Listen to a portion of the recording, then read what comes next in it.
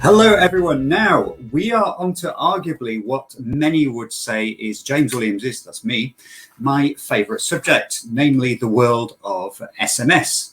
Now, those of you who've worked with SMS for a good number of years will remember not so long ago, I would probably just wind the clock back even just 2 or 3 years, when you had a whole world of doom mongers saying, hey, SMS is toast, SMS is out. It's no use, it's no good. We've got all these new, fantastic, newfangled digital channels to work with. Now, it's true. In the P2P domain, the person-to-person communication domain, SMS is under serious pressure by chat apps. But when it comes to business-to-consumer and business-to-business communications, SMS has proven, certainly the past year, to be the channel of choice. But what about for authentications and security and two-factor authentications? Well, this is the topic we'll be talking about for the next 25 minutes or so. I'm going to be joined by some great panelists from around the world. And first up, I'd like to bring on screen Lee Suker from Sinch. Hi, everyone. Lee, good to see you, sir. I know you've got some opinions about this. We have talked about this subject quite a lot, you and I. But before we get to that, who are you, what do you do, and who are Sinch? Yeah, hi. So I'm Lee Suker. I'm the kind of responsible for mobile identity at Sinch. Sinch is, I would say this, arguably the greatest CPaaS provider on the planet. I'm sure many of you know who we are, and what we would say is that we are the largest SMS OTP provider, right? So, I know. Look at your old name, Sinch. You were branded from CLX. CLX, it just kind of flows, but also, of course, in Roman numerals, that's 160. So you didn't hide that your company was built on SMS. So, Lee, great to have you with us, but we need to get some other people onto the show as well. And next up, someone you know very well indeed is Mr. Tim Ward from XConnect. Good afternoon, everybody. Good to see you all. Tim, great you could join us from the far south. How are you doing, sir? All right? Thank you very much. Yes, very good. So go for it. Tell us who XConnect is and what you do there.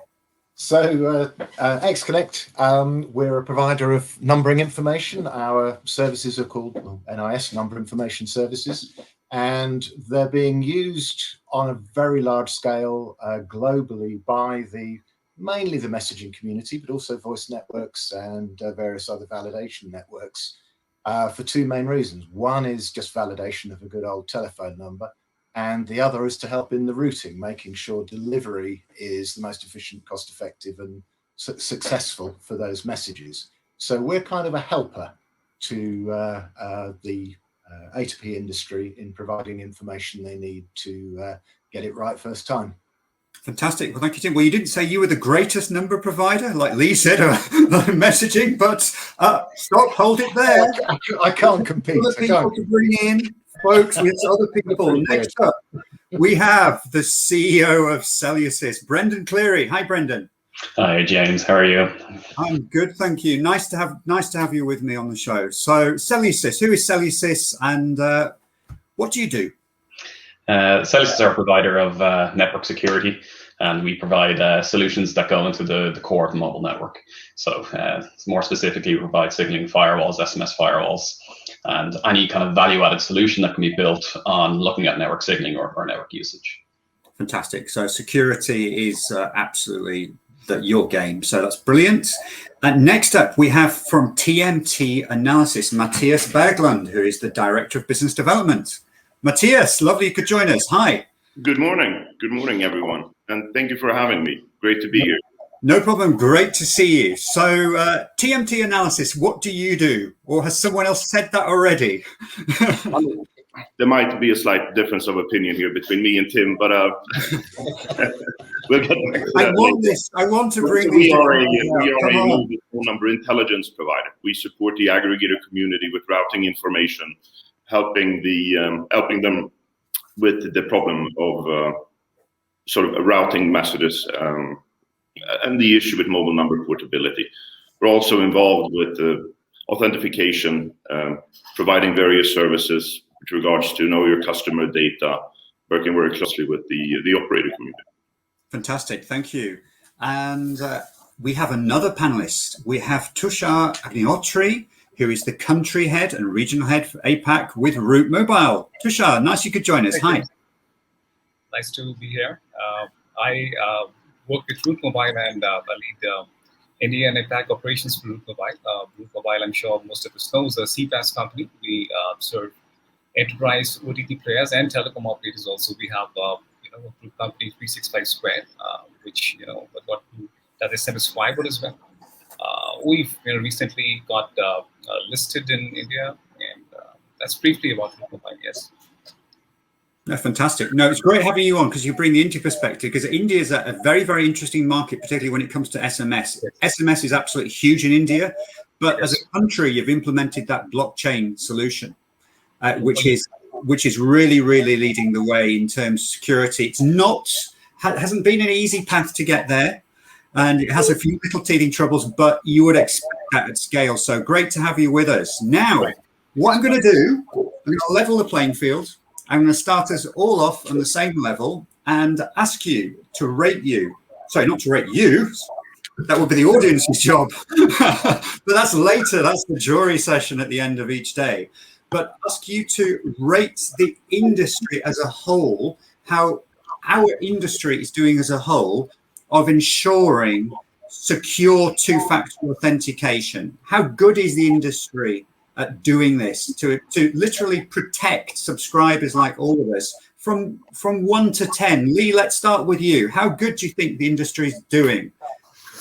I think it depends whether we're talking about SMS OTP or we're talking about principally SMS OTP, but if you want to broaden it out as well and have a 1B answer, that please go ahead.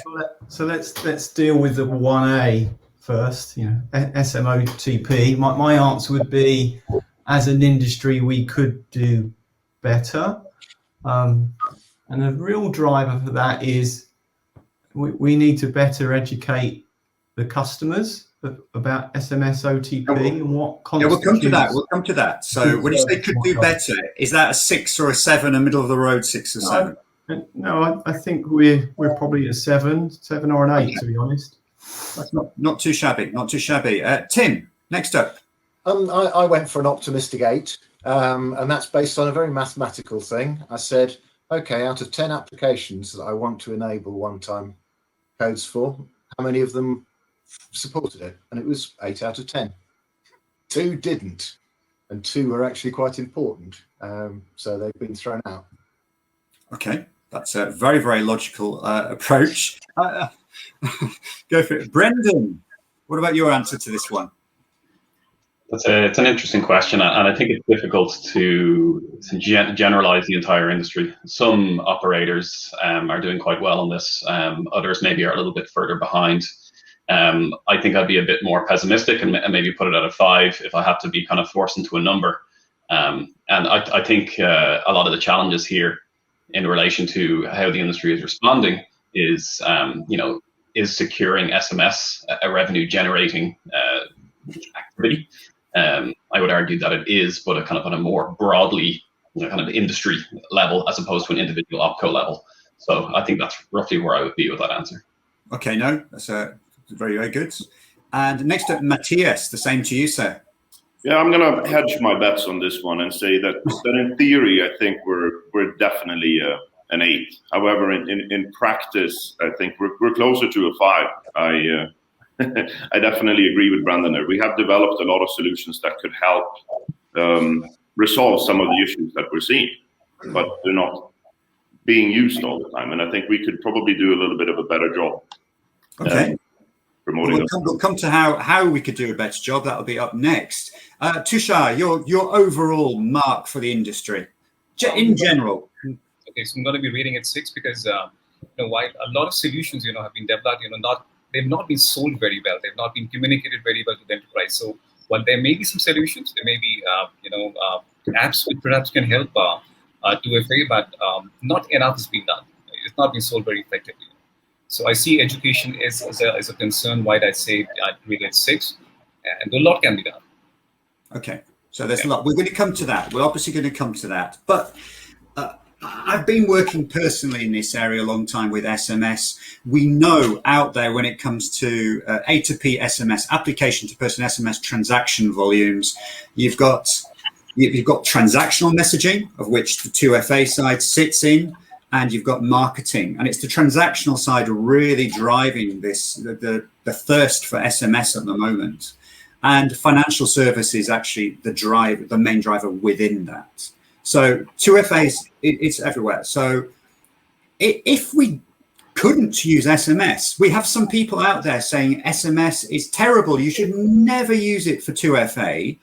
But then what should we be using for 2FA? What can we use, given there are 5 billion people out there with mobile phones which support SMS? Yet not everyone has a smartphone, do they? So what other options are there at scale for 2FA? Lee, what have you seen out there in the market?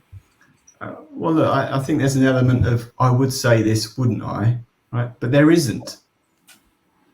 SMS today is the only 2FA method that gives you the scale customers need, that satisfies the security measures enough, that's affordable, that gives a decent user experience. All of the other things that some of which mentioned earlier on the call, there is a problem. So let's take number verifier from number of mobile operators launching. It's a great service. It's got a terrific user experience. Could you explain what that service is for the uninitiated? Of course. So rather than have a one-time passcode, you rely on a mobile data session being initiated by the handset. And because of the unique relationship between that data session and the telephone number that the mobile operator holds, they can confirm the telephone number is what you think it is. So it's really nice, it's super fast, it's seamless, it's got a strong security model, but there's not many operators that support it. That there are user experiences where it doesn't work. So some great examples in Asia where having 2 SIMs is often the case. Oh, in Africa as well, so many. That's why dual SIM phones were invented for Africa, essentially. Yeah.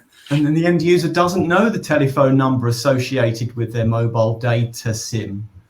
So I think, when I talk about 2FA and possession of the SIM card, I talk about horses for courses. It's SMS. It's voice calling as well. It's what Sinch calls this data verification. Number verify, what the operators call it. But there's also flash calling. All of these things are capable of proving possession of the device, but in many situations you fall back to SMS. Next come up Tim Ward from XConnect. Tim, you actually had a session all to yourself about this whole area. I remember this. My memory isn't what it used to be when I was younger, but you had a session looking at this whole area of exactly what we're talking about right now. And this was a couple of months ago. But it's been a couple of months since then. You've been talking to various people around the industry. Is there anything else out there that you're seeing, or that you and your panelists a couple of months ago could potentially do anything like SMS? Not really. What prompted that session was exactly the point that Lee was just making. And what had been going on in the market over this last sort of 12 or 18 months, we were just seeing a phenomenal increasing dependence on the SMS to make this work. So that's why we thought it was a good subject to kind of get into the open and make a discussion about. And it's quite clear that, that there are a whole set of anything, which is 2 factors. Like I could use an email, I could make a voice call, you could use an authenticator on a phone. Now, each of those is actually very dependent on that mobile handset, pretty much every case. All right, you can use your fixed line or some other line. Very, very dependent on the actual device itself. And it's all about, is the device with the person it should be with, and is it being used in the way it should? And pretty much any mechanism that will communicate with that device in a secure way performs that same action of proving you are who you say you are and you're with your phone right now. So, all of those mechanisms exist. I actually think the important thing is that you maintain a variety.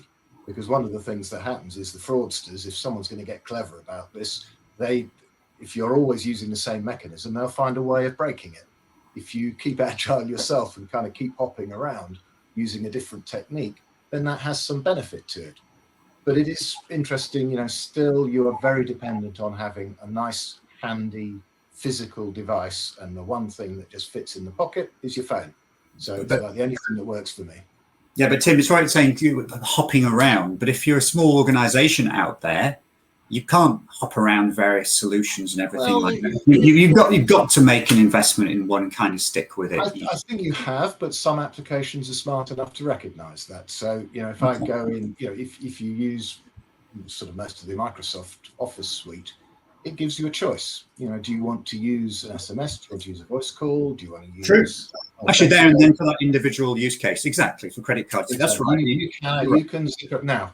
And I think it's recognizing, you know, no one size fits all. And having that flexibility is very important. Just to kind of keep hiding. Thanks, Tim. Next up, Brendan.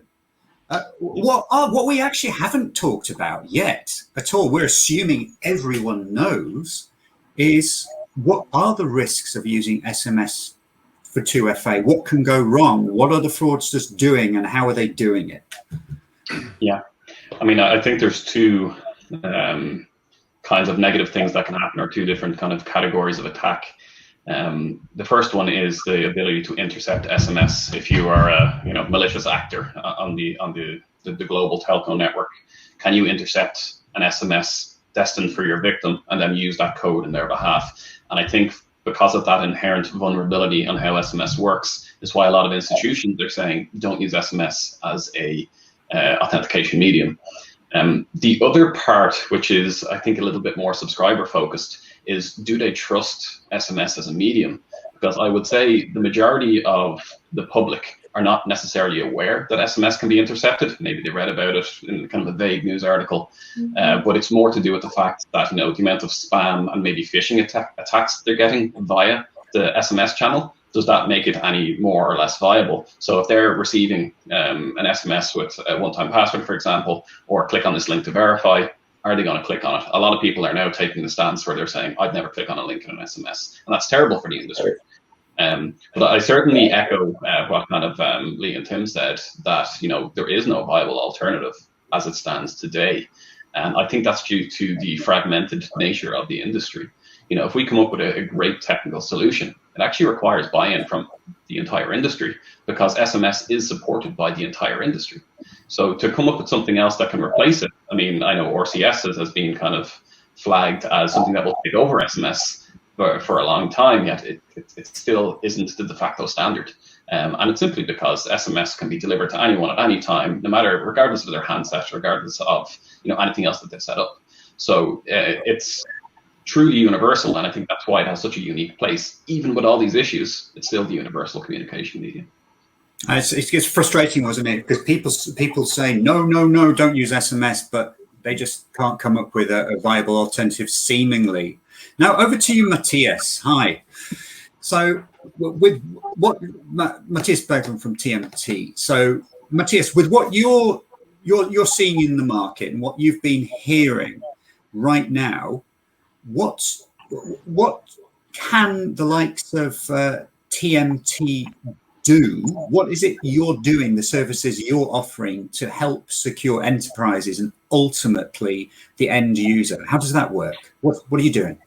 I think a lot of our focus in the last 6 months or so has been to grow our coverage with regards to monitoring SIM swaps, and we're working very closely with the carrier community and expanding that reach so that we can offer a truly global solution for two-factor authentication, or at least the verification prior to the two-factor authentication message going out, to combat the growing problem with SIM swaps. Okay, no, that's very, very clear. Thank you. Tushar, if I can switch to you now, and I know Root Mobile is a global company, it's far more than just India, but India has such a huge population.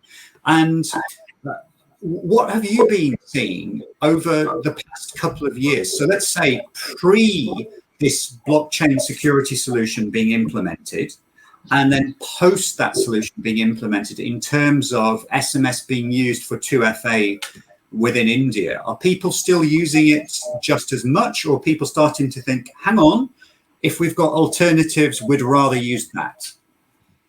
Okay, so to clarify first, blockchain, which was sort of notified by the regulatory body in India, so to deploy this blockchain-based platform, it's called DLT. That was largely to control the spam. Basically, you would be able to verify the headers, from which a message is being generated. Each organization would have to come to this platform and register themselves, and then they create an identity for themselves, right? They have to map the headers, their templates, their contents against that, and what the platform does is basically it checks for authenticity of the origination of a message, right? It scrubs through headers, templates, which is the content. And then processes and delivers the message to the end user. So it truly has nothing to do with 2FA, because 2FA is, we're discussing, how we can sort of bring authenticity to the messages, which are being delivered on a user's handset. So DLT is just sort of controlling spam in the Indian market. So, but it's about making the channel more accepted by the population, because I know before there was so much spam, just so much spam. SMS was just going like that. Let's say the power of SMS was decreasing so rapidly. So absolutely. Yeah, so that it just didn't have the confidence of the average consumer in India. Look, I don't think so. End users are even aware of this platform, that this platform has been deployed by telcos and how it's going to help them. So largely, it's the community which was using messaging. They were selling to enterprises to send promotional messages. They are the one who are impacted. They are the one who actually have to gear up and prepare themselves to meet up the requirement of this platform. They need to ensure their systems are geared up to sync up with this platform, to get the right information on this platform, which will help them process, data and process messages to their end users. So, so it is more about cleaning at the system than creating a factor of trust among the end users, because end users, they must have seen lesser number of messages hitting their inboxes, but. I doubt, that people are sort of aware that, such platform has made difference to their life. Maybe over a period they'll see that lesser number of spam messages hitting their inboxes. And then perhaps they'll realize that, yes, some changes happen, but they won't know from where the changes come. No. Okay. That's sense. Thank you. I'd like to bring actually Mattias back, because in my head, I'm mentally keeping a track of how long people have had speaking wise. And we need to give you a little bit more time, sir. Now, with regards to the mobile operators, when we talk about SMS and security and 2FA, mobile operators do tend to come in for a lot of flack. In your opinion, are mobile operators doing enough, or should they be doing a lot more? What's your personal experience here? So I'd like to go back. I've been working with a lot of go. large messaging senders over the years. Fintech companies, technology companies, financial institutions. And I can honestly say that in all of these customer interactions that I've had, I've never had an existing sender sit down and express the concern that they have with the channel, that they cannot continue to send because of the issues with SMS. I've had the conversation with clients or prospects that want to enter the market and that wants to start, that have read that there's been issues with the channel itself. But I can honestly say that I've never had a conversation with a client that says we're contemplating switching or decreasing the number of messages we're sending. The only thing I could see was always more traffic being sent from anyone or everyone that were sending 2FA messages. And it was always very interesting to see the negative press, because 2 years ago there was a lot of articles circling about this topic, but the volumes just kept on going up. But I also think, operators could probably do a little bit more. From a very, again, US perspective, I think that the carriers with the short code, 800 numbers, 10 DLC, now being a little bit more controlled compared to long number terminations, the US market has come a long way. And I think that structure that's in place is actually very good for the consumer. It is a bit of a pain point for organizations that wants to start sending, but I think a lot of the solutions that's available out there, just look at, Sinch, for instance, MessageBird, Twilio, have done a great job making SMS and a medium available to big companies, small companies, you name it. Everyone can send text messages now. Yeah, right? I think that's the key thing, that the solution has to be available to all, because 99% of companies around the world, people forget this, 99% are small and medium-sized enterprises. Now, Lee, it's unbelievable, but our session is almost closing. We're almost up. I'd like to hear some final remarks from you, and if you've got any comments about mobile operators and any other particular stakeholders in the ecosystem you think could and should be doing a little bit more when it comes to helping to secure SMS and 2FA. Well, I'm not going to single any kind of operator. No. Right? We're all in this together. We need to give our customers what they want. And a Sinch customer wants to reach all their audience. They want to do it in an affordable way. They want to give their end users a great customer experience, and they want an acceptable security model. And Sinch's job is to give them all of that and blend all of these different, mobile capabilities together to achieve that goal. So would you say SMS has another good 5 to 10 years of legs in it in terms of 2FA? Easily. Fantastic. Thank you, Lee. Brendan, over to you. Same question to you, sir. Yeah, I mean, I think it's interesting to, the way a lot of this conversation was framed was, what will be the next thing? What will be the next thing after SMS? But the question hasn't really been asked of, if we secured SMS as a communications channel, there wouldn't necessarily be this need or this drive or all these questions about what's next. I think if you bring that level of security and that awareness across the industry, that you could make the position of SMS even stronger. While certainly I think that was some interesting insights given there by Mattias on some of his clients saying that the volumes are going up and there haven't been conversations around security. We're still seeing some institutions kind of moving to app-based authentication, so voice calling, all of those kinds of things, and they're trying to pivot and to try to find more secure ways. So there's clearly a demand and a need for just a more secure channel. And if we were to do that, would less of these players in the industry be looking for these alternate models, and would it be better as a communication channel if it was more secure and more used by everyone? Because its true value is still there. It's the universal communication medium, and I think everyone across the industry should be doing what we can to hold that position, because it's very beneficial to the end consumer at the end of the day. No, good point also, and I think price has got to be in there as well, because you find with SMS prices going up in certain areas, if they go up too high, people stop using whether it's for 2FA or anything else. Tushar, closing words from you, please, sir. And what's your take on this? Sure. So, I mean, SMS stays a strong option, though, but I say mid-as for mobile identity, that's a solution which I think Lee touched upon is something which needs to evolve. Perhaps that could be, one good way of, closing 2FA. This capability of, identifying up to 11 parameters of a user's profile is something makes it really very, very interesting. So if trying to log into an email or a social application or a net banking where you have certain basic information already stored. Now with the click of button, and telecom operator can authenticate the authenticate a particular transaction or give access to an application or email. So I say mobile identity is something which perhaps with some evolution will be able to be a good two-way solution. Fantastic. Tushar, thank you very much. And Mr. Tim Ward, to close this session off, sir.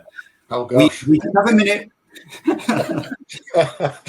The trouble is the phrase that keeps coming to mind sounds a little bit, well, let's put it like this. The only thing worse than not using SMS for 2FA anything worse than using SMS for 2FA is not using SMS for 2FA.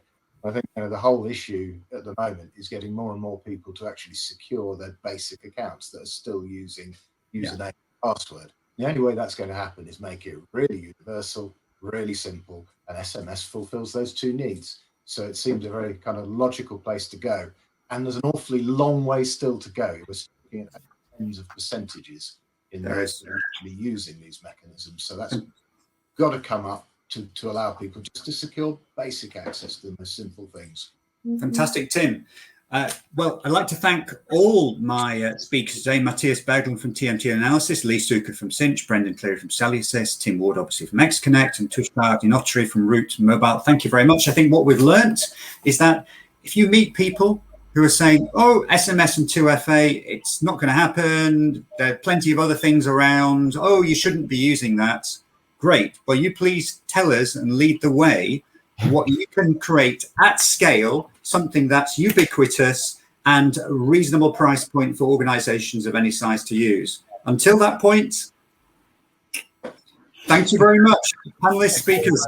Have a great day, and thank you for your time. All the best, everyone. Bye. Thank you very much. Thank you. Bye.